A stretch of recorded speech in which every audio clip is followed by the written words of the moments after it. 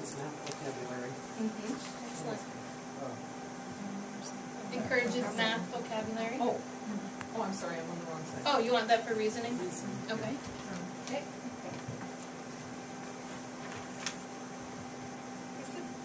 I have a good problem.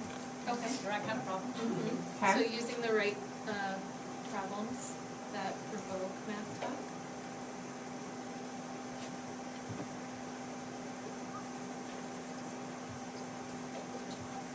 Maybe having like a common language that you use or a common set of questions.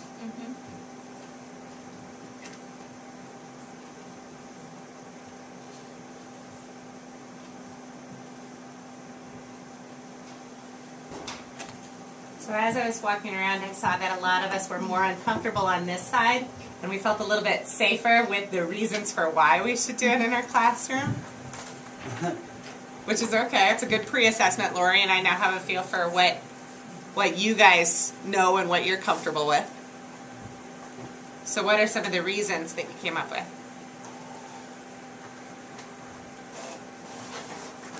You kind of have like to piggyback in with your teaching thing to share helpful strategies peer to peer. So getting at that one student solves the problem this way, someone else Yeah. solves it in a different Yeah. way, and that's okay. Yeah. So that's on the reasons.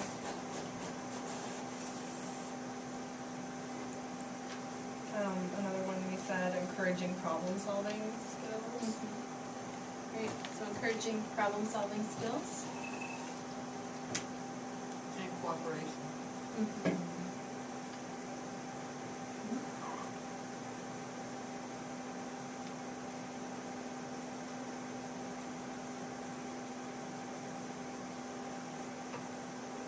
What about some of our veterans? I know we have a few veteran teachers in the room who have been using Math Talk for a while. Anyone that would be comfortable sharing one of the reasons that you use it?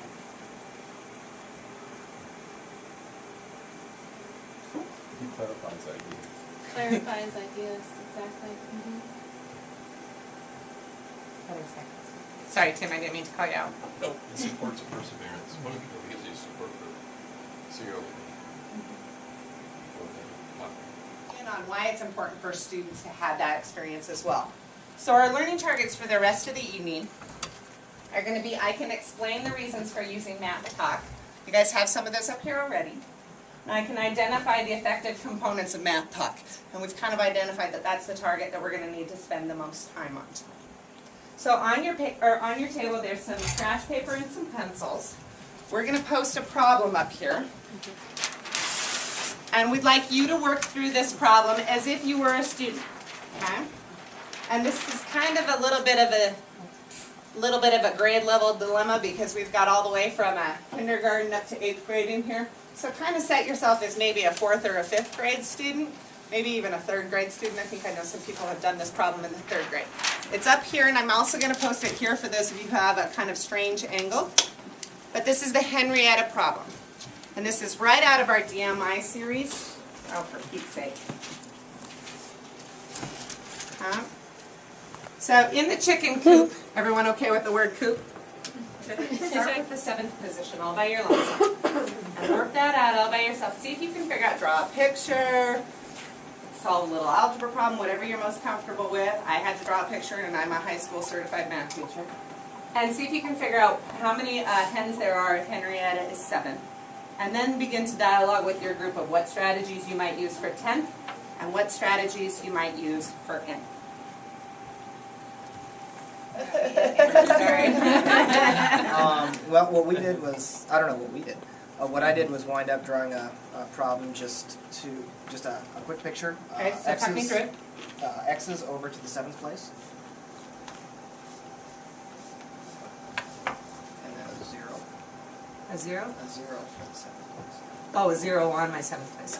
So that's where What does that 0 represent? That's where Henrietta is. Okay, so this is Henrietta. Okay, so we know she's right in the middle, so she has to have an equal number of hens on the other side of her, and that gives us 13. And how many hens would this be? On the other side, there would be 6 on the other side. And So then that you gives counted us them up? 13 out of 7. or 13. I got you. Okay. And then I did the same thing for 10.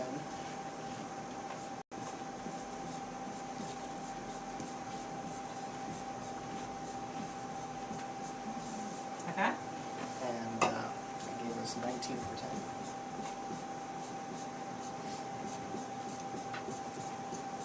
One second. And that led us to the equation 2n minus 1. So, That's magical. Where'd the n come from? that was See all these the X's question here. here. If Henrietta's in the nth position, how many hands did I? Okay, no, I'm just teasing. You're just fine. I'm just teasing you a little Can I bit. ask, why did you use the X's, or why did you choose that method? I'm good at drawing X's. Okay, so having a visual of an X. Yeah. Okay, was there anyone else who used this in a different way, did the same sort of thing in a different way? Well, I drew a nest instead of an X. Okay. But then my neighbors were drawing eggs, so I decided that would be okay too. Okay. Okay. So different students might have different strategies here. Is there any other way to represent that besides picture of a nest or an X? Carla? I just did the numbers, Okay. but I didn't start with 1, because I knew she was in the middle. So I started with 7, because she was in the 7th position. Okay. So then I looked at the number 7 and went, well, there's 6 numbers on the other side, so I know there's gotta be 6 on the right. Okay. So I added 6 with a 7 and went, well, that means there's 13 hands in that line. Okay. Then I did it again with 10 and said, well, there's 9 on the left, so there would be 9 on the right. And then I looked at it and said, what did I do to 7 to get 13? So I said, well, if I double 7 and then subtract 1, would it work with the next number? If you double 10 and subtract 1, so then that's how I came up with the n problem. N would be in the middle, so if I doubled n and then subtracted 1, that's how I would get 2n minus 1. Great job. Thanks for sharing your strategy. Any other strategies out there for this? I saw one more way. We talked about here, you know, if you were doing it with second, first, and younger, you know, I liked how you talked about that strategy.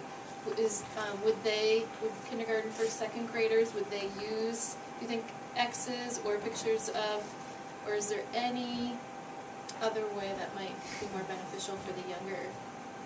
Or I don't know, over here we talked about one strategy. We Would talked you about share? just putting lines for spaces, you know, instead of actually putting X's, so you can put your number in the middle and then put spaces, and then put 6 spaces on one side and 6 spaces on the other side, instead of actually using the numbers, and then they can fill in the numbers or count. Because we saw one person who, you know, I like how you said yours with the 6 on this side.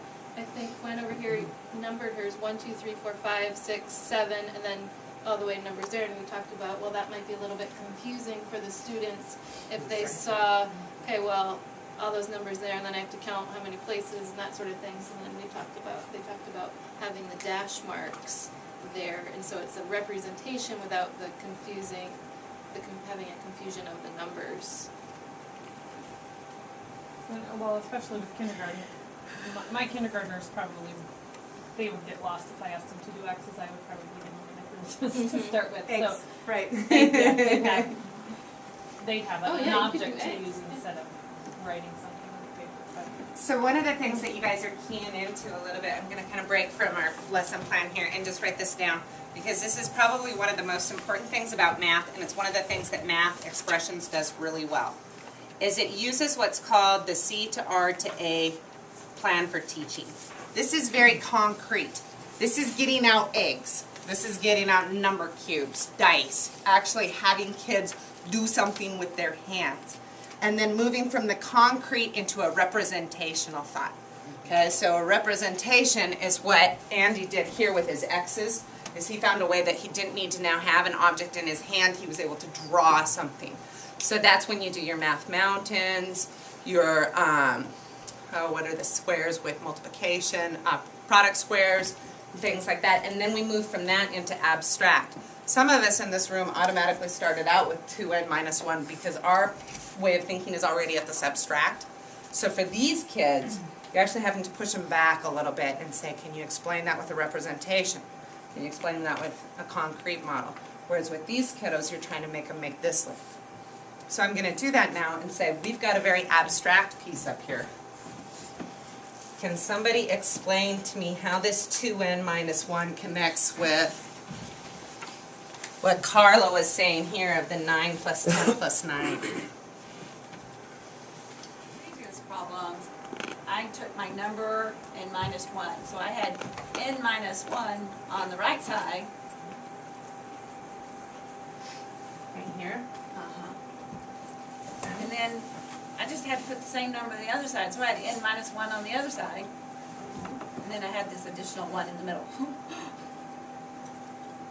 Can somebody explain to me why Lisa didn't call this n?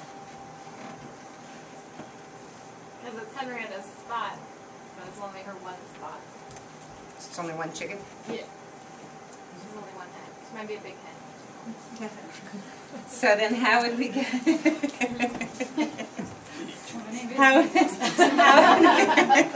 how would we take a leap from a 4th grader now, because now we're moving on to 5th and 6th a little bit.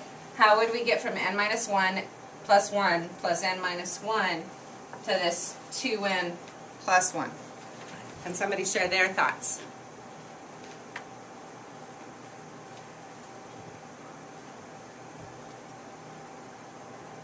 All right, math talk trick. Talk to your table real quick, and with your table, see if you can figure out how to get from here to here. Bear with me what you and your group were thinking about this business down here. Oh wait, I got all the time in the world. Well, our group said that since there's two n's, we get our 2n, Okay. and then the plus 1 and the minus 1 cancel each other out. These two? Is this Yeah. what you mean? Mm-hmm. They just like go away? Yep. Okay. We cancel each other out. And then we're left with minus 1, minus 1. Do you guys agree? Do you disagree? Is there anyone who can repeat what she said?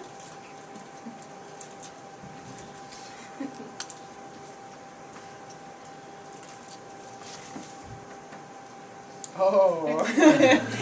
Or maybe not repeat, but say in your own words what Marilee just said about getting from n minus 1 plus 1 plus n minus 1 to 2n minus 1.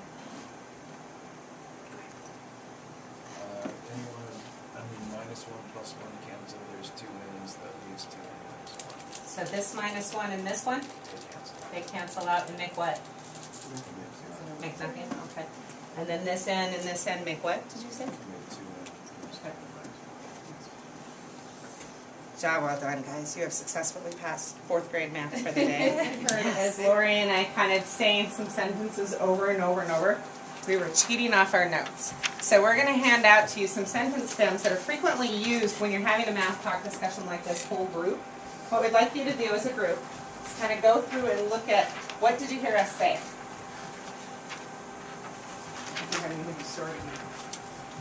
I made extra copies of that one, Robin. There should be some more there. They're not pretty colored, but there's more. Oh. Except they're front and back, so Oops. we'll make it work. And 12 people sign up, and there's more than 12 of them. Good. Oh, I didn't. That's good.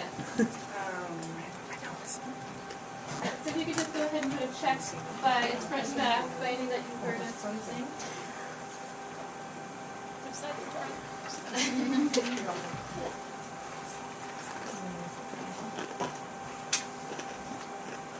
Math talk prompts do you use naturally in your classroom?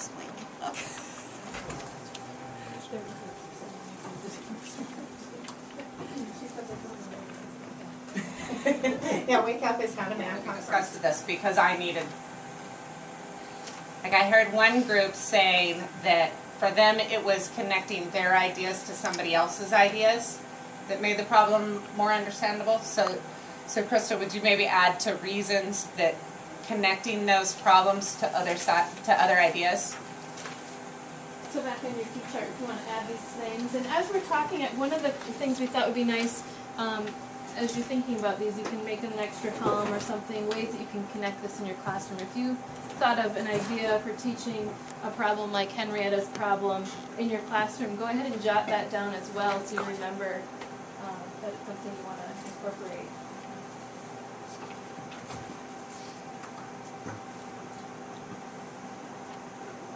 What else did you guys talk about that needs to be added up there? Or maybe what did Lori and I do well that helped make your conversations with each other more effective? Okay. So encouragement. I'm gonna go ahead and say those sentence stems. You probably heard us when we came past your desk sometimes say, can you connect this to this drawing? Can you explain that in a different way? So when you're working with your class and you have them in small cooperative groups, you know, I'm pretty sure all of you go around and you help your students, so making sure that you prompt them in ways that you're getting these really rich discussions. Anything else that we need to add or delete?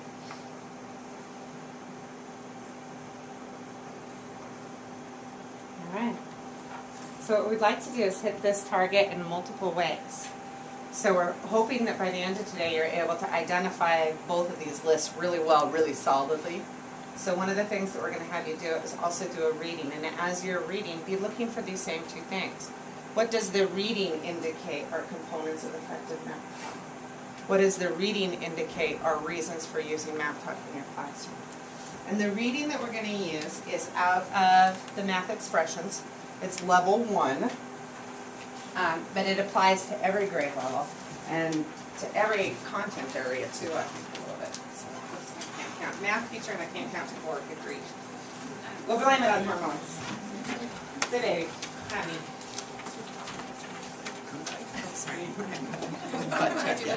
Watch out, Marilyn. What'd you say? Are you gonna put this right up on the overhead? That's fabulous, Tim. I'm glad you got something good. They have to draw a picture of it. No, you can read silently. Okay, so why don't you go ahead and take just a few minutes, if you haven't already, to discuss any findings with your group.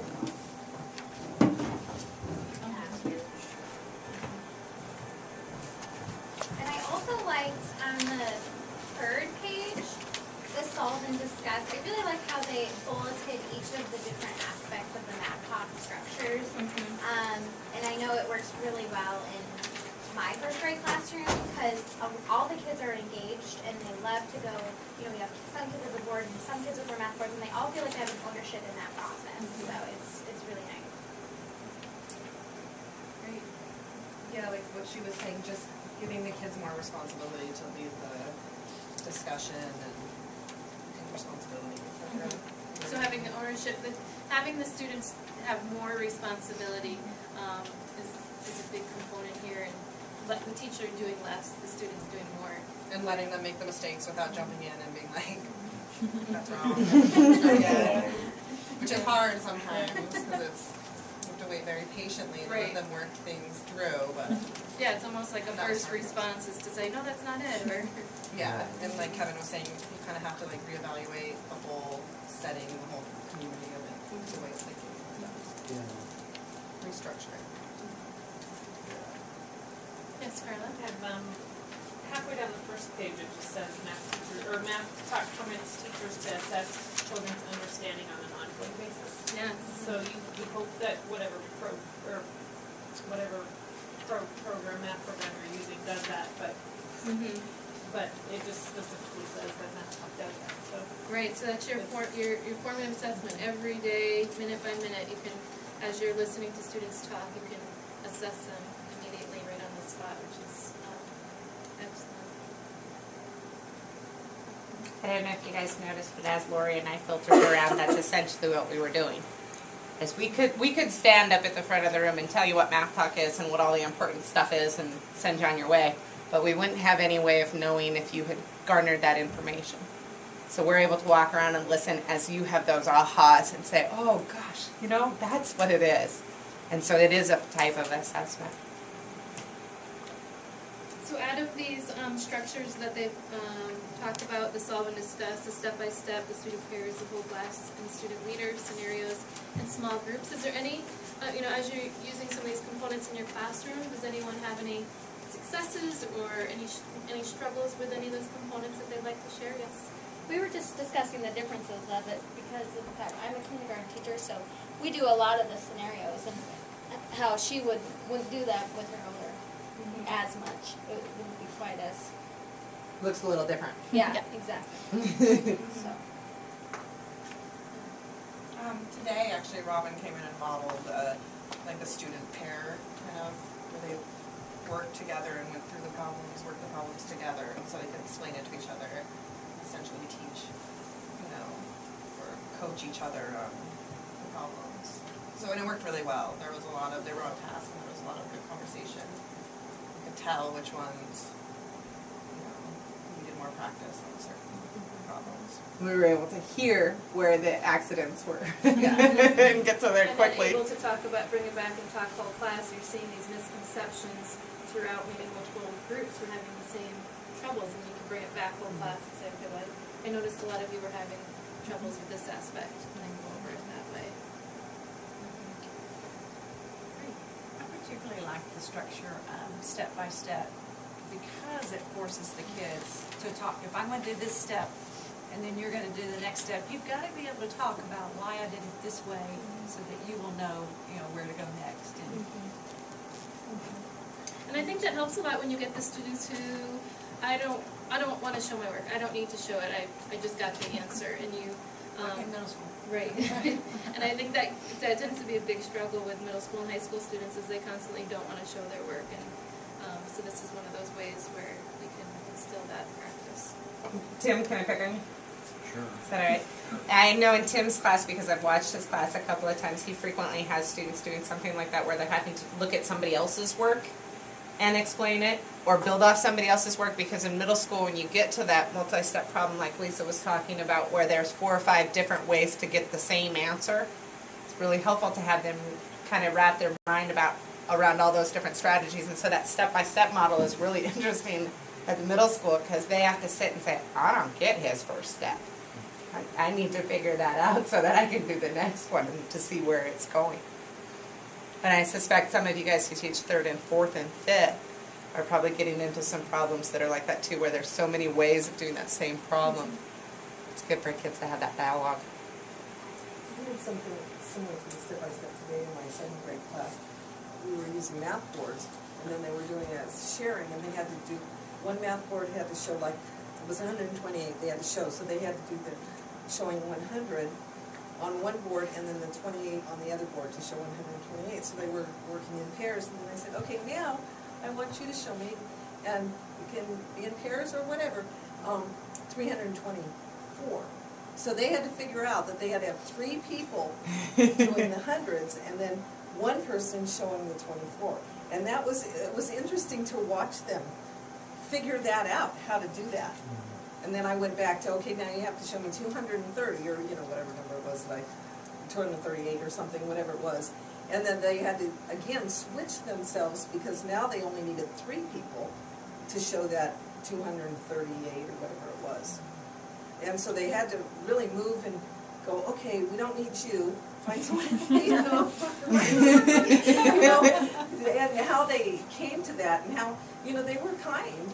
They were kind to each other, but, okay, we only need 3 people for this, and we need 4 for this and just 2 for this. So it was kind of a step-by-step, because they really did have to think, okay, 1 for here, 1 for here, 1 for here, and the ones are the tons of them. I really like that on the 2nd page, the paragraph about a gradual process. You want to think about, for those of you who have already started using Math Talk in your classroom, and those of you who are maybe on the other spectrum where this is something that you want to start instilling, think back to the beginning of the year where you spend the first 4 weeks, a good chunk of your beginning of the year working on like those classroom procedures, whether it's walking down the hall in proper fashion. It's sort of the same sort of thing. It needs explicit instruction and modeling, and talking with students. It's not just going to happen after one lesson. It's going to be a gradual process where it says here, teachers wait patiently and refrain from intervening immediately to correct them, and to use these sentence stems to prompt from the students into those good, rich discussions. And I think that's something probably to be wary about as you get new students who maybe didn't necessarily come from in our district, but came from somewhere out there.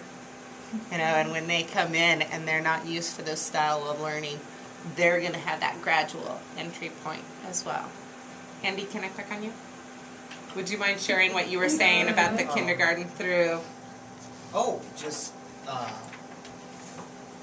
was kind of struck about how if Kevin starts this process in kindergarten, by the time they get to 5th grade and they've had this for 5 years, how much easier it'll be to get rolling in this whole idea. I think our middle school teachers would probably agree that the kids coming in are much better at it. I haven't seen, I'm still a year out. Oh yeah, you are 1 year out, right? Yeah, so I'm still 1 year out from seeing that population. Mine is still, we were talking about the differences between, if I try to hand someone a marker and say, come work on the whiteboard, they're like, sit on their hands, no. Whereas 1st grade, everyone wants a marker and wants to be part of it, so us, it's trying to draw them. How can I make you feel safe?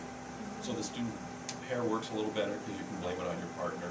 My partner said it's going to be them. Then it gives them cover.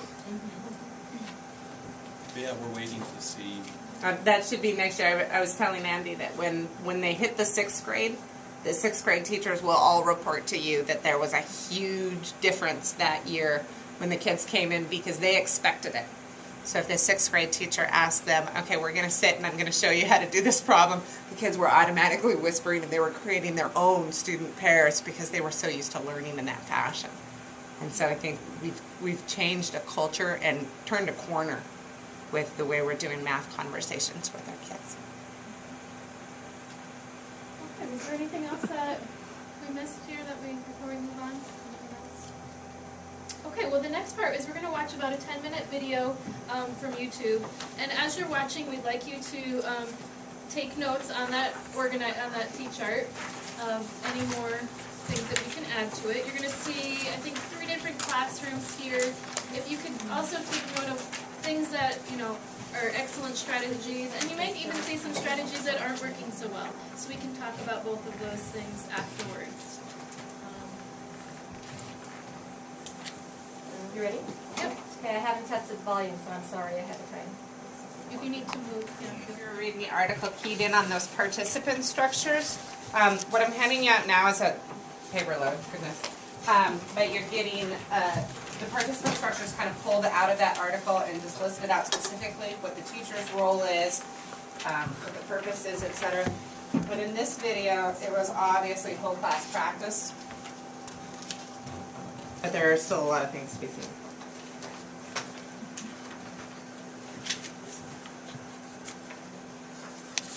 Sorry.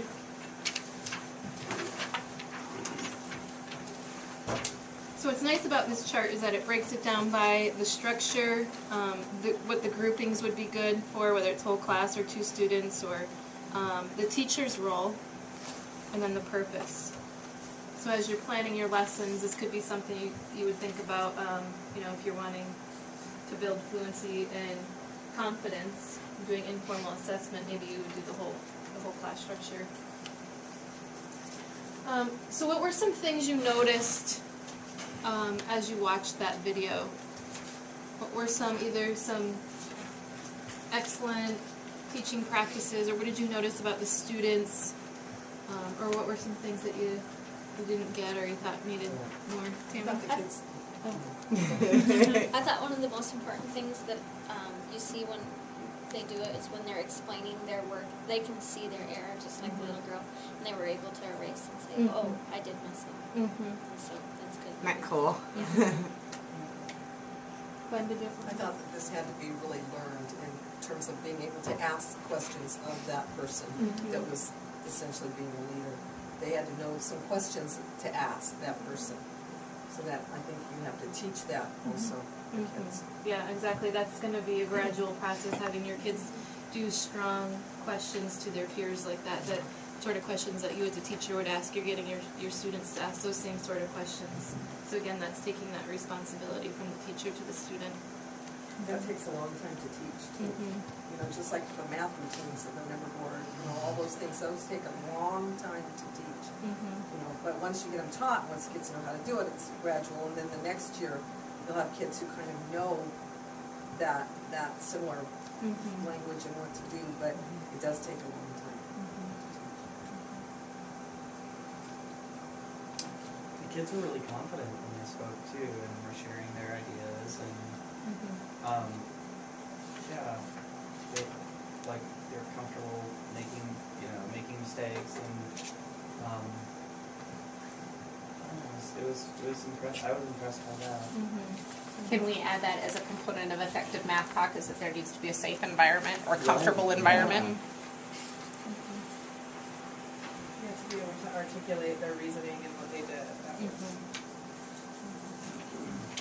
One of the things that you can do with your students as you're having them solve problems independently, whether they're using math boards or their worksheet or scratch paper, you can have 3 or 4 students up at the board solving the same problem to save some time, versus having everyone solve the problem at your desk, then have some students go up to the board. So you can have them work at the board and at the desk simultaneously, and then have those discussions from there. That also takes some of the pressure off. I remember in high school being called to the board to solve a problem, and you're up there trying to figure it out as everybody's staring at you. So the difference between this and that strategy of the past is that instead of standing at the board actually solving there, everybody's working on it at the same time, nobody's looking at you. So as you're working out your problem, you can even look next door and go, oh, Lori has a 7. Oh, I should have a 7. And make those adjustments. And so that's really beneficial for the kids to kind of have that support network. And if you see a student up at the board struggling, obviously you can go up and help them, assist them through that problem before they're on spotlight for their peers. Anything else to add? I think you find though, like when I had 4 kids at the board, they'll check each other. They'll check each other. They'll help each other. You know, they feel comfortable enough to go, I don't know if that's right. You know, they really do help each other and try to come up with a similar answer. Right, and sometimes it's simply that they copied the problem down wrong. Sometimes it's But just also the kids that are working on their own little lap board are going to be watching as well. And so if they're making mistakes, they're going to be fixing that, so they're going to get practice instead of practicing doing it wrong. Well, I think what you just said really keys in something too, is that everybody in the room is engaged. Everybody in the room is using those seconds for learning. While I was at the board shaking and sweating and stressing out about my problem, there was 28 other students who were probably thinking about their weekend and not about my math problem back behind me because they didn't have something they were required to do. Whereas in this scenario, everybody's doing it and everybody's engaged at the same time, which is huge. Anything else out of the video that struck you?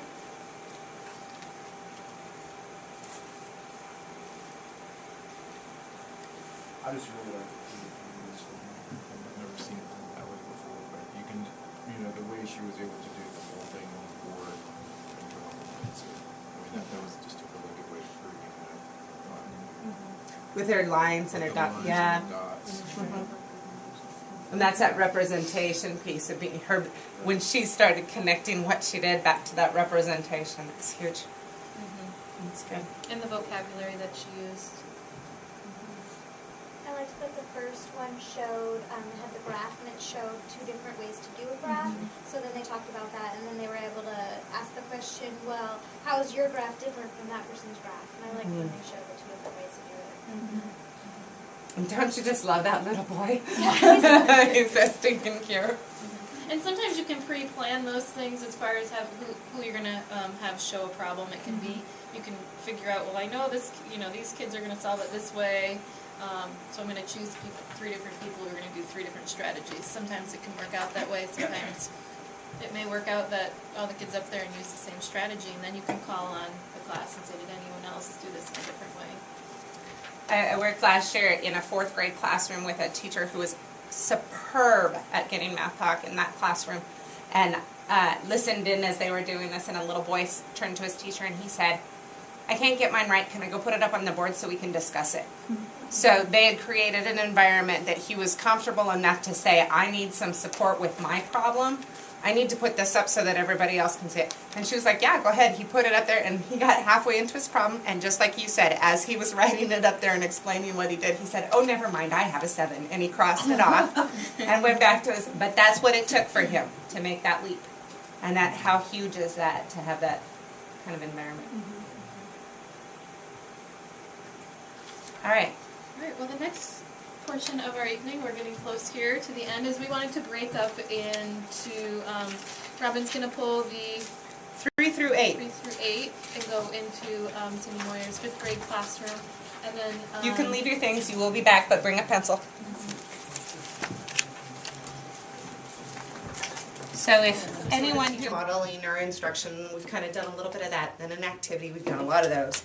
And then you want to have some component of practice. So what we'd like to do is give you guys a chance to practice. Here's some blank paper. Because some of us are going to be students, and one of us is going to be a teacher. So I need a volunteer. Any volunteers? This is where we all look This up. is where you all stare around Line. and you say, And the chairs. don't start on your math problem. This is not a formal evaluation. Yeah, Julie's recording Is so this that formative or summative? Julie's recording not so that we can preserve for posterity how much of an idiot I am, Just but put it on instead, Yeah. instead so that some teachers who weren't able to be here with us because of a conflict in scheduling can sit in and take this course as a Refresher. We're trying to give that opportunity to refresh. So if you guys don't pick, I'm going to pick. So who would like to be the teacher for the first problem? You're all going to have to go, so you might as well get it all. Okay, I'll go. All right, Tim. So teacher Tim has just assigned problem number 13 to you. So the rest of us are going to be students. You would I'd find like you the to. cat collar. He would pick that problem. So us as, I think this is a 5th grade student problem. As 5th grade students, let's work through problem 13. And then Tim, you can decide if you want us to solve and discuss, if you want us to do a whole group discussion, if you want us to pair share. How would you like that to look?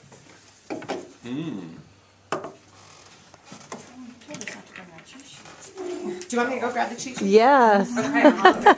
What is the pregnant woman run? Yeah. Yeah. I was thinking pair share. But it's worth watching Robbie run just the It way. is. Yeah, all the same. I took them Okay. off your desk. Oh, you did? Oh, thank you. But you didn't bring us mine. No, because he's going to share. And the running was, labored. So, so Tim, you can decide how you'd like us to work through problem 13. Do you want us to do it as teams? Pair share. Pair share. Yep. All right. So what does Lisa do? Should I participate? Sure. Knock it out of the way. All right. So by pair share, Tim, do you want us to work together? Or do you want us to solve on our own and then share? No, I'd like you to work together. Okay. If you would work with your partner. Person across from us? Sure, person across from you sounds like a great idea. Kara's a fancy collar for her. I don't know about this cat. The color beads. Sewing beads all on the length of the collar. So the color be 8 and 2. So you could draw a picture if you wanted to. Of plants just So each bead is Because the yard of the collar, each bead is our, 2 we fifths. have our 2 fifths already. two fifths. So how many 2 2 fifths are fifths, there 2 left fifths. in 8? How many beads will she use the color? You could draw a picture. We could add up 2 fifths, a couple of different heights. So there's one What bead. do you think? I think we should just convince Kara not to sew up beads on the collar to start with. I mean, seriously, if the cat chokes on the bead, we're in trouble. No. Mr. Bolton, I have an issue. Your cat's joking. On her collar. Turn them over kind of lightly. Okay. Okay. So you want to know how many beads they'll spit out? Is that Yes. Okay. The whole color. I'm hoping for all of them. Okay. So we have 45th. Yeah, so it makes sense. Draw a straight color. I don't think that makes sense. So we have 42 fifths. Oops. We're gonna draw our picture. Draw it. Just 42 fifths. Okay, Okay. okay, and each bead is. So each bead is 2. No, 4 of those. No, 2 of those. It looks like 4 fifths. So let's take our So- 42 and divide it. Should we make this, should we make this 5 fifths to a? get to a whole inch, we have issues. Might be easier to just add 2 Yeah. fifths than to draw a whole. Never mind. So the So what's that, what were we gonna say? How many beads? But if we were at, So so two in, fifths. Now I'm gonna, math teacher let you kind of lead. Two So I'm gonna go back and then check we'd our have work. like 1, 2, 3, 4, and then the extras would be I 5 or wonder if 8. we turn that into Why did you do that? because we're dividing it. Okay. not I don't wanna focused So to don't we do E times 5? It's gonna work So with four feet. fifths. So for every 2 inches, if I need So 5 instead feet, of dividing, Right? we're Eight gonna divided multiply into it the by 2 2 inch fifths. pieces would be 4, Why did you, right? what did you do with the 8? 5 That'd be halves. 20 feet. We did So that'd be 8 42. times 5 So and the then 4 added is 2. coming from the 4. And then all By over 5. dividing my Don't you 8 do that? inches. Oh, okay. So We that made it Into 2 inch into spots. two. each hole into That 5 cancels fives. that, that 5 cancels ones. that. That makes and then sense. with And that's where you 42 come up with all 40. over 40 2 beads. inches, 21 beads. Okay, like our strategy better. It It was a lot to be a lot more. Well, I think like Yes. if you have 2 fifths So of an because they're inch each and another 2 2 fifths fifths of an inch, we're at 4 fifths so of an inch. we You like this? Be like 5 fifths and Arrow? then This get is a the whole math inch, teacher right? checking Is to this- make sure we got it right. This is, this is our actual thought process. This is Lisa thinking out loud. Where did your 40 Then come I'd from? have 2 fifths and So 2 that fifths. goes Well, because I wanted to know how many Like fifths for were in another 8 That's holes. October. So So, My next 2 fifths. she said if there was So that's our 5 fifths in each one, So if this was my 5 times 8 would give her 40 Forty. fifths. So you switched each one into That's into why fifths, we you just did decided to fifths. take them and cut them out. fifth Yeah. bead. yeah. Because at first I thought, well, So- can we So this just would be draw 2 a little inches. 8 inches and then put because we were doing 5 divided dashes in 4 between times. each, and Yeah, that 'cause was then just that way would too give much us work. 8, And right? then, So so if I I'd rather divide do it one, with it that. cancels each other out. So the picture was gonna be a lot too. And that would give us our 8 inches. If you're gonna break them into That fifths, would this be is gonna be a 20 lot of right? pieces. Well, we were hoping that this would be one bead, That's and that 2 fifths Uh-huh. plus 2 fifths would be a And then we whole, and have so you another just bead on count the end them. of our 2 fifths. But that didn't work. So, but we could have gone with that though, because that was one bead. And then if we knew that there were 40 beads, Yeah. or that there were Exactly, 40 then fifths, this works. then we knew that we So needed that's 20 what we beads had to do to the do. 8 inches. We'll have to And count then one more 41 bead to do the beads. 2 fifths, so that still would have come up with 21 Right. beads. Take a Come up while. with it that way. The kids do that. I was trying to follow you, and you said you had the 40 fifths, and then you said, but that's 20 beads, and I wasn't sure how you went from 40 fifths to 20 beads. Because if there's 40 fifths, and each bead is 2 of those, you divide to find out how many sets of 2 there is in 40. Oh, okay. And that gave you the 20, and then you had that other little bead just Yeah, the little beads hanging we right added. there. Yeah, we took that little bead off too. You took the bead off? We were like, we don't have to deal with that bead. That's a bead all by itself. That's 8 inches and a was bead. your math This teacher was follow-up? this was the math teacher actually checking to make sure Lisa and I hadn't You screwed up, to be decided honest. to just I was use like, the I know this is reciprocal? a division, and I multiplied to check. We didn't do that. But I knew that 5th graders So what'd didn't you do that. get? 'Cause We got went- 21. Okay, that's what we got too. a different way. So was whatever your- they did right, that's what we did too. You did the right stuff here? Yeah. What did Yeah. you do? We didn't do I was anything trying with- to follow. We didn't want to do the fractions. We didn't want to. No. So we decided like if we looked at an inch at a time, Mm-hmm. we'd have like 2 fifths that would be a bead, and another 2 fifths that would be a bead. But that's only 4 fifths, so then we'd have this little leftover section. So we said, oh, if we look at the next inch though, then we'd have another bead, and then that little section. So if we join them together in each 2-inch section, we'd have 1, 2, 3, 4, 5 beads. Could you draw a picture? No. But my partner can. Well, we I'm thought trying about to think. You have 2 fifths, and you have 2 fifths, and you have this 1 over leftover. Well, thing. it's like a half a bead would fit on there, so then we had to join to the next can't inch, have half because a then bead. that half a bead, because the half bead that hangs off the collar is the bead the cat's gonna choke Swallow on. it. Typical So the student over there. Come on, teach. half bead from here and a half bead from here. We're just borrowing a little space. So 1/5 and the 1/5 They make enough space for a whole bead. make a bead. Okay. And the cat was all right, didn't choke. Well, and then we're worried. We needed to know how many beads we'd have to count to make sure the cat would be okay. Because really, and then the dog's gonna clean up too, so gotta watch all the animals. So let's give Tim a little round of applause because he makes an excellent teacher. You went first, was it? Anyway. I don't know what they did. Alright. Bonus They they had like inch by inch, and then we're like, wow, this is Take too much work, so we turned it into an improper fraction and divided. That's it. That's what I have to do to fraction. check. Wow. Who'd like to try? Leftover bead, I like that. I Cool. was, I was Two taught to be pieces. prim and proper. I don't know So about who this would like to get improper our stuff. excellent group of students to do some math talking next? Who's comfortable? I can wait. Do I have to go again? Yes, you were Marilee? good. Okay. All right, Marilee, what strategy would you like us to use? And Tim's gonna let us, you borrow his things here. Do you wanna try a solve and discuss, helping pairs, whole class? Let's try. And if you wanna do the same one Tim just did, I that's totally think we okay. should do solve and discuss. Okay, remind me what that is. Solve and discuss, 4 to 5 students at the board, whole class doing work at seat. The teacher's role selects 2 to 3 students to explain, monitors work, and discusses. So who, now we probably don't want 4 to 5, so do you wanna pick a couple of Yeah. us to go up to the board? And I have to pick, no volunteers. You can pick. How I don't think about? there's enough room for all of us. at the We'll just get, that's what I'm thinking, Okay, let's get so 2 and we'll 2. wedge 2 in there. Okay. Well, I don't want to volunteer until I know which problem we're doing. We're gonna do, which problem we're gonna do number 7 on the next I know page. you pick it up because I'm Number a thinker. 7. Which page? What? Next page, number 7, a box Okay. shaped like a prism. So what's your name? Kelly. Kelly and Casey. Casey. A box shaped like a rectangular prism is 6 inches long, 4 inches wide, and 2 inches tall. The What is volume the of the box volume? is very loud. My mom says, turn it down. So everybody else is working the problem at their seat.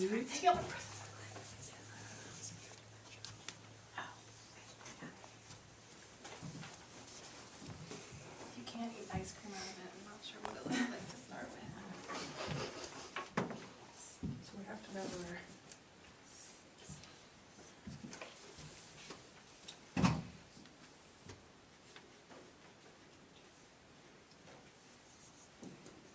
You get bonus points if you draw this. Look at how beautiful your 3D prism is. We must have drawn this before. Rectangular prism.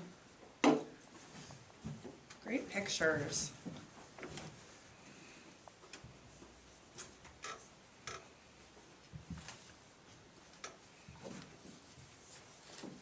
I have to show my work. Yes, we always show our work. Do I have to label? Yes, we always label. Yours is better than mine. What grade are we in, Robin? 5th.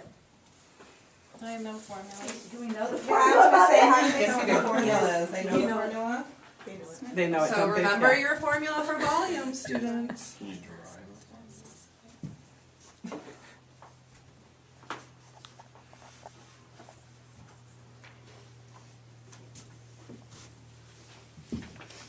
Ooh, I like how she's checking with her neighbor. Okay. So students at your desk, get ready to ask, everybody needs to think of a question. Ooh, Marilee. That's what it says on here. So Casey, why don't you tell us your strategy? Well, I drew the cereal box because that's what I pictured, but then it's not exactly right. But anyways, my box is 2 inches tall if you look at it on the side. It's been flipped over, obviously. sticks. And then 4 inches wide and 6 inches tall. And then well, not tall, but you know what I mean. Long. So then I looked at my formula, which is length times width times height, which I'm sure is hanging in the room somewhere here. And then I plugged in my numbers, and then I don't like to do 6 times 4 as much as I like to do 4 times 2, so I did that. And then 6 times 8, and then I checked over there, and sure enough, my answer matched her answer, so I'm sure it's 48 inches cubed. Good. Yeah. And Kelly. So Kelly. my method was pretty similar. My box or my prism is at a different angle, but I have 6 inches for my, I think they called it the length. Yeah. Yep, and then I had 4 inches at the width, which I called that the width, and then 2 inches tall.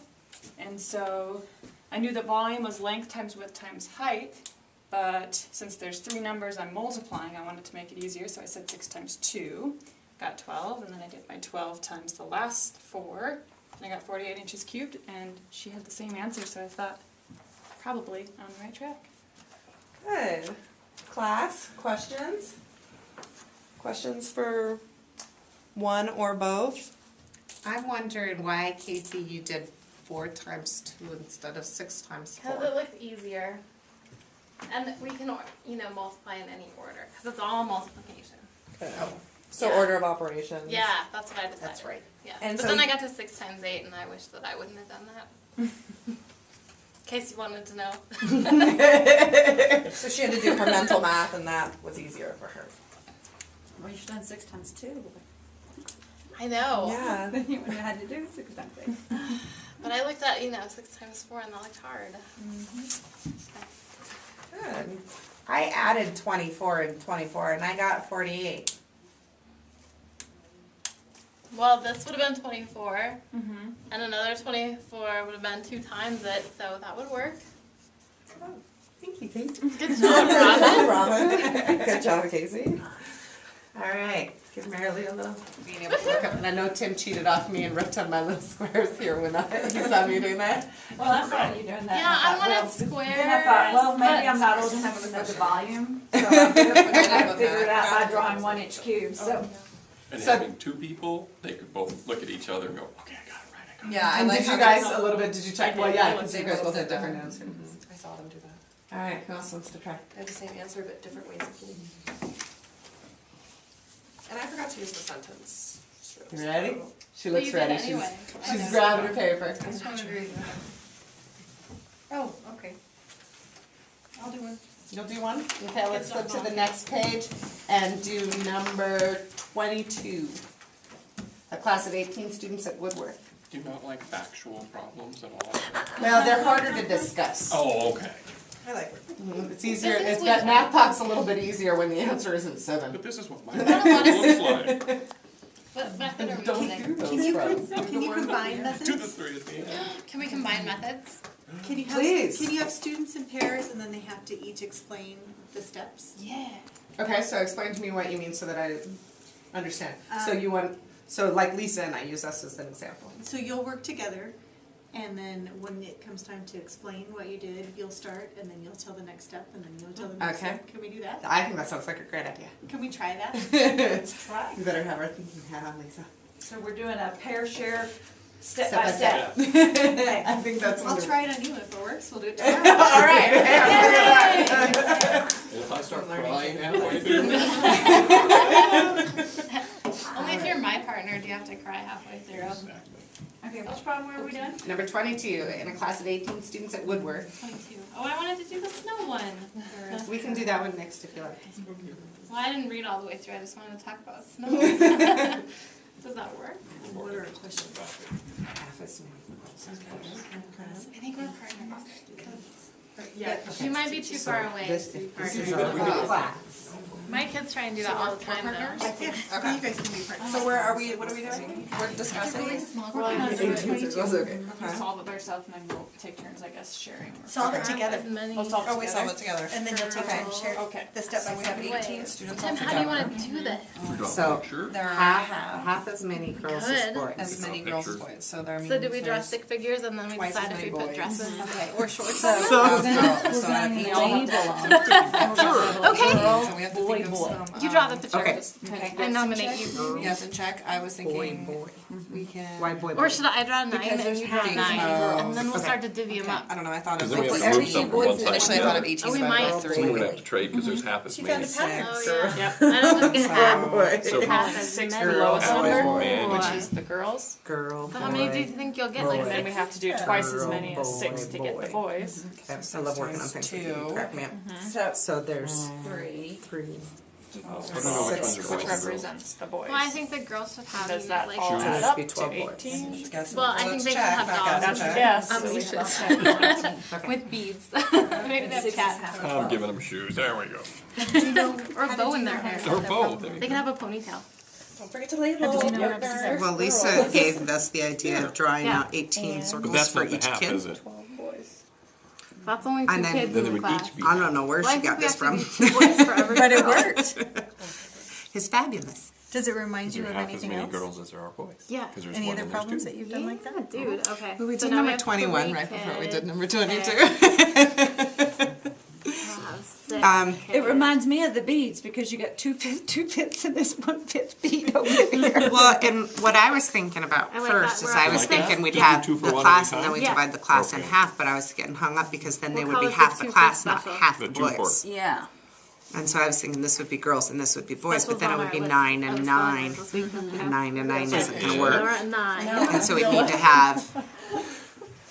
we'd need to take some girls drawing away bows and and give them shoes to on the our girls. boys. Did you draw bows and We shoes? didn't draw pictures. That didn't even make sense. No, but I know you're But you know what I'm saying, so that we'd have Goodness. It's an odd Draw Okay, we're at picture. 12. very nice. Oh, we're almost there. We only need 2 more groups. 18. That's not enough. We need 2 more groups. 2 more groups, we're at 12. Don't we have to have 18? Is that a bow That's a bow. that represents? I thought it was horns. Girls, Fancy shoes. girls get shoes and bows. Boys Okay. don't wear shoes. I'm gonna pop out real They're quick. all I tried to convince him they should have cats on beaded and collars. beaded collars. So why did you choose this method? Because we decided that it was the 2 for special.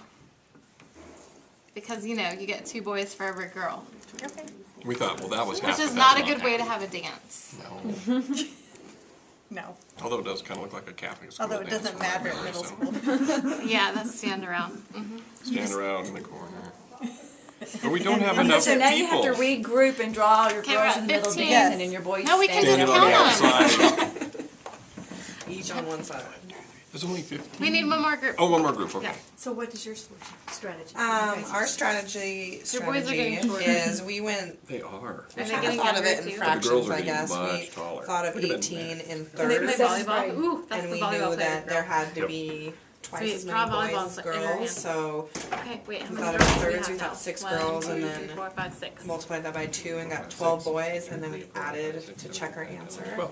And then I felt left out because everybody else drew a picture, And then so. total, So so I I did some Twice as circles. many, and together for girls they and make boys. 18. So Just there's to check girls. another way. Did you want to send Yes. to share at the board? Yes. That's an N.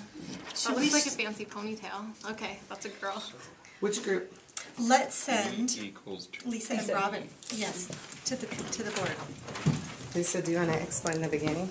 Sure. 72. Whoa. Can I use this glove to erase with? That's what that's there for. I used my finger.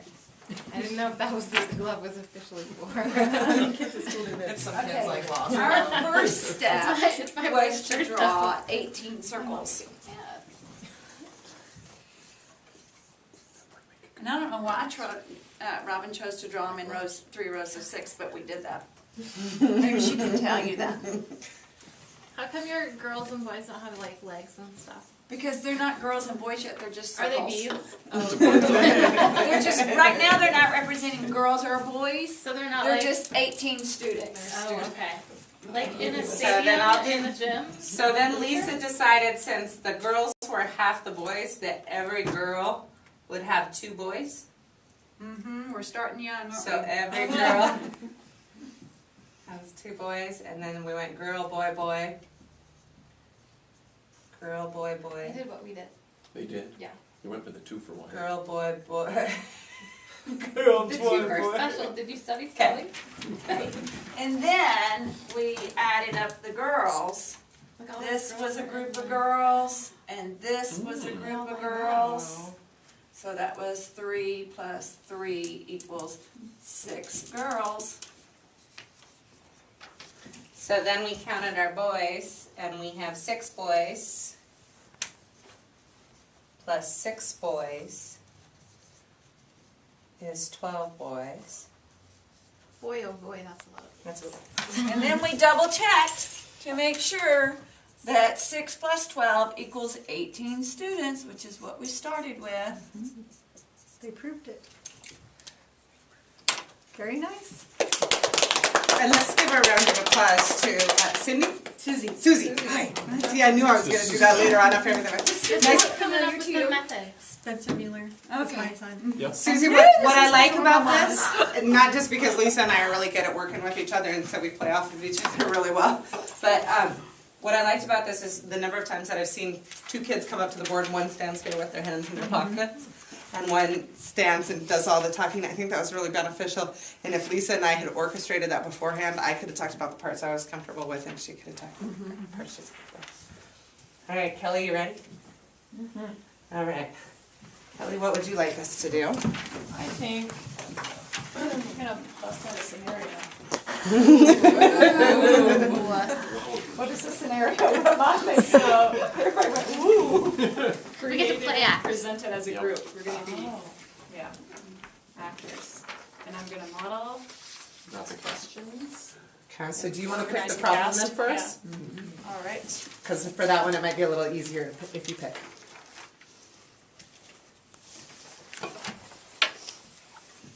Can we do the sandwiches problem and you could feed us now? Just kidding. Where's the sandwiches problem? I saw a snow problem. I don't know if Wanna that's mention really I one, didn't but have time to that eat was lunch fun. today, I'm hungry.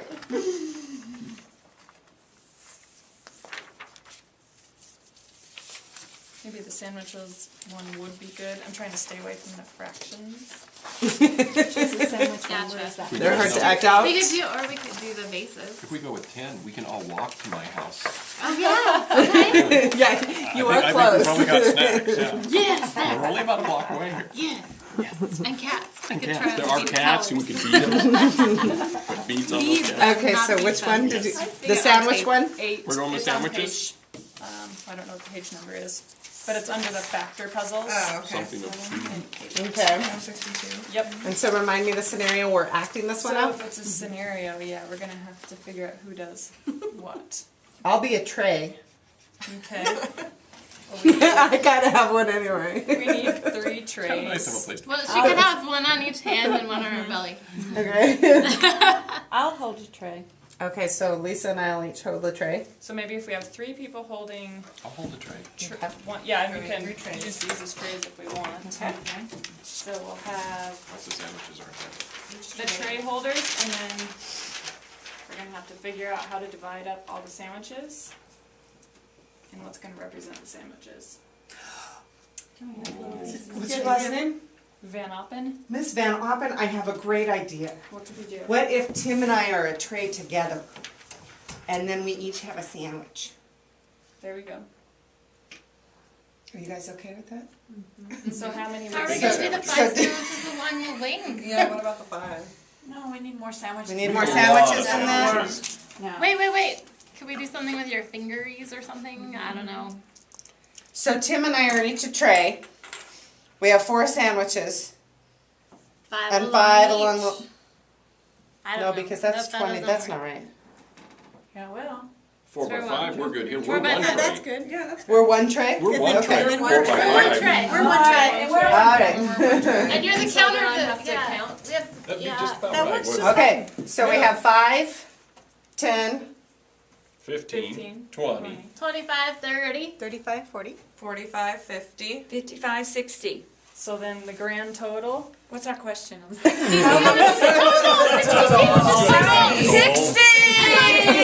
I can say sandwiches all myself. Alright, little round of applause for Kelly. So, what did you guys notice about that problem? Because it was kind of interesting. Did anybody notice We anything? really had to think about that one. We're calling solvers. We solved it as a group.